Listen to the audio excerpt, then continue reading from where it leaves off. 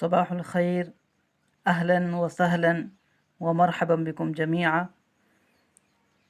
آپ کے سامنے فعل ماضی مثبت کی گردان ہے۔ اس پورے 14 صیغوں کے فارمیٹ کو ہم گردان کہتے ہیں۔ اور فعل، مثلاً فعل یہ کون سا صیغہ ہے؟ صیغے کو انگلش میں فارمولہ کہا جاتا ہے۔ اس کے 14 فارمولے آتے ہیں۔ سب سے پہلا بالترتیب یہاں پر 14 صیغے دیے ہوئے ہیں۔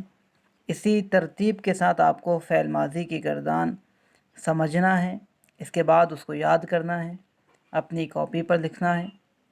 مع صیغے، مثلاً پہلا فعل، یہ واحد مذکر غائب کا صیغہ۔ جیسا کہ آپ کو معلوم ہے کہ 6 صیغے غائب کے لیے ہوتے ہیں اور بقیہ 6 صیغے حاضر کے لیے اور 2 صیغے متکلم کے لیے استعمال کیے جاتے ہیں۔ سب سے پہلے فعل، واحد مذکر غائب کا صیغہ، ایک لڑکے کے لیے، ایک مذکر کے لیے جو کہ تھرڈ پرسن ہے، جس سے ہم ڈائریکٹلی مخاطب نہیں ہیں، اس کے لیے فعل کا صیغہ استعمال ہوگا۔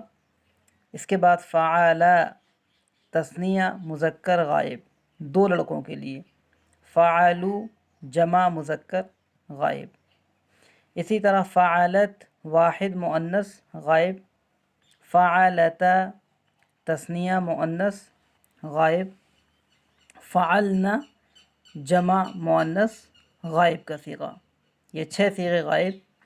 بقیہ 6 صیغے حاضر کے لیے، مخاطب یعنی حاضر، جس سے ہم ڈائریکٹلی مخاطب ہیں، ہم بات کر رہے ہیں کہ آپ نے ایسا کیا، آپ گئے، آپ نے کھایا، آپ نے پیا۔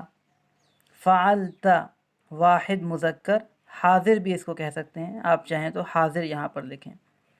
فعلتما، تثنیہ مذکر حاضر، فعلتم جمع مذکر حاضر۔ یہ 3 صیغے واحد تثنیہ جمع مذکر کے لیے، بقیہ 3 صیغے مؤنث کے لیے استعمال کیے جاتے ہیں۔ فعلتی، واحد مؤنث حاضر، فعلتما تثنیہ مؤنث حاضر۔ حاضر اس لیے چونکہ آپ نے حاضر کے لفظ سے یاد کیا ہے، تو اسی کو استعمال کیجیے تو زیادہ مناسب ہوگا۔ اسی طرح فعلتن جمع مؤنث حاضر۔ لاسٹ کے 2 صیغے متکلم کے لیے، فعلتو، واحد مذکر و مؤنث دونوں کے لیے یہ صیغہ استعمال ہوتا ہے، واحد متکلم، میل پلس فیمیل۔